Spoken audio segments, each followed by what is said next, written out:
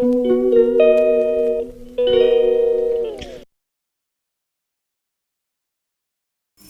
সাদা সর্ষে, কালো সর্ষে,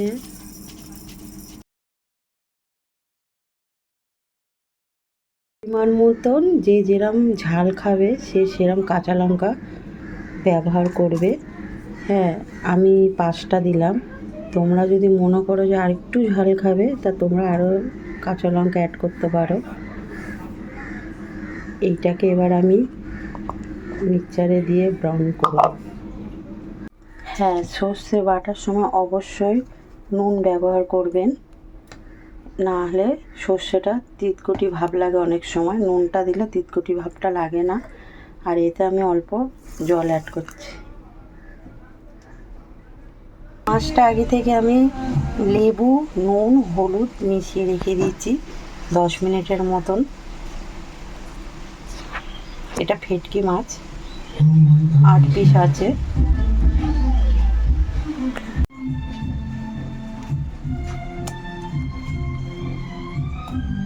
এই সর্ষে বাটা আমি অ্যাড করছি মাছের সাথে। তেল আমি একটু দিচ্ছি।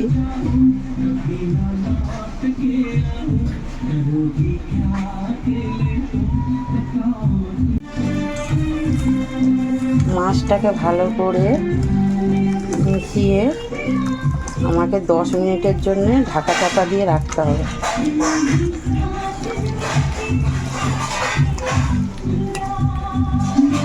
দইটা আমি বলতে ভুলে গেছি, দইও দিতে হয়। সামান্য কিছু দই দিয়ে ভালো করে মিশিয়ে নিতে হবে।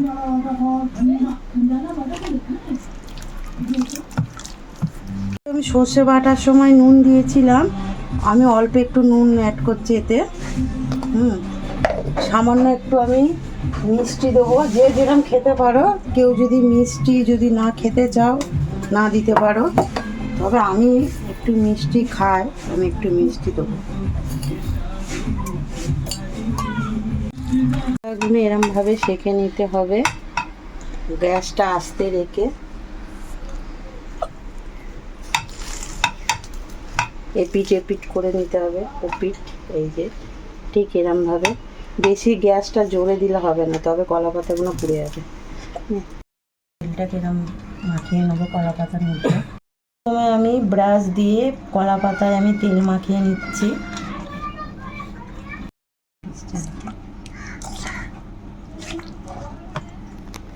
তারপরে আমি মাছটাকে দিয়ে দিলাম, একটু দিতে হবে। এরম করে করে সমস্ত একটা একটা করে সাজিয়ে নিতে হবে। দেখাচ্ছিস? এর মধ্যে একটা লঙ্কা দিয়ে দিতে হবে।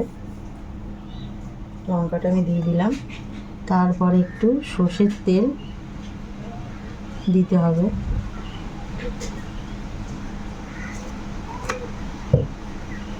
সর্ষের তেল মাছ, সর্ষের তেল লাগবেই, সর্ষের তেল ছাড়া। এরমভাবে আমাকে 2 সাইড করে চারদিকে মুড়ে নিতে হবে। কলা পাতাগুলো এরমভাবে ভাঁজ করে এরমভাবে মুড়ে নিতে হবে। সুতোটা পাতলা হয়ে গেছে, মোটা হলে ভালো হয়।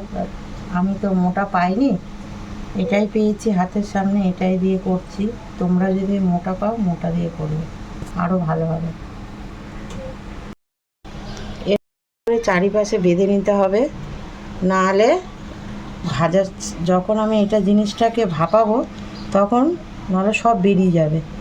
ভালো করে এরম করে চারিপাশে বেঁধে নিতে হবে। দেখো, এরম করে আমি সমস্ত মাছগুলো কলা পাতায় আমি এরমভাবে মুড়ে বেঁধে নিয়েছি। দেখো, গ্যাসটা আমি জ্বালিয়ে নিলাম, তার মধ্যে এটা বসিয়ে দিলাম। এর মধ্যে আমি করে নেব।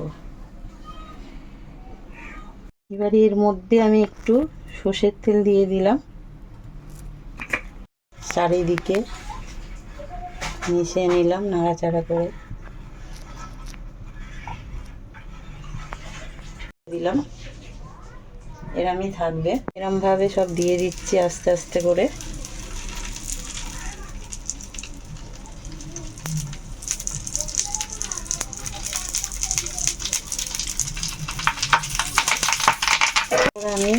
সব দিয়ে দিলাম। আমি ঢাকা চাপা দিয়ে দিলাম। এবারে আমি এক এক করে উল্টে নিচ্ছি।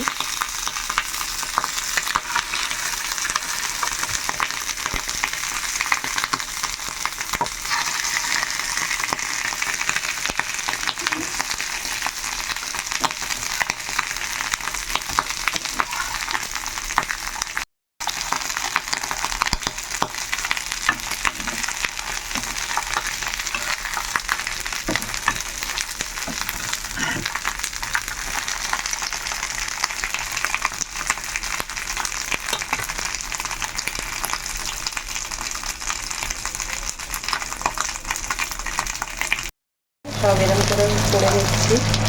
এই যে আমার হয়ে গেছে এখানে কমপ্লিট।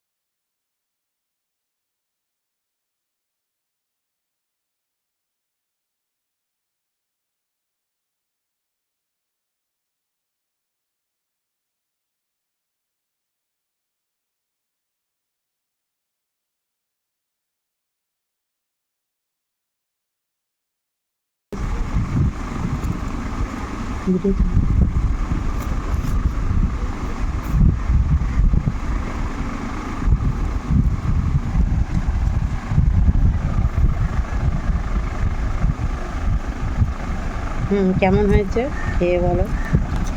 খুবই টেস্টি হয়েছে, সত্যি কথা বলতে মানে দোকানের থেকেও ভালো হয়েছে, খুবই সুন্দর। আমার মায়ের হাতে রান্না সবসময় ভালোই হয়। Thank you, tata. Bye bye. রেসিপিটা যদি আপনাদের ভালো লাগে আপনারা শেয়ার কমেন্ট করে দিও, লাইকও করে দেবে আর চ্যানেলটাকে সাবস্ক্রাইবও করে দিও। টাটা।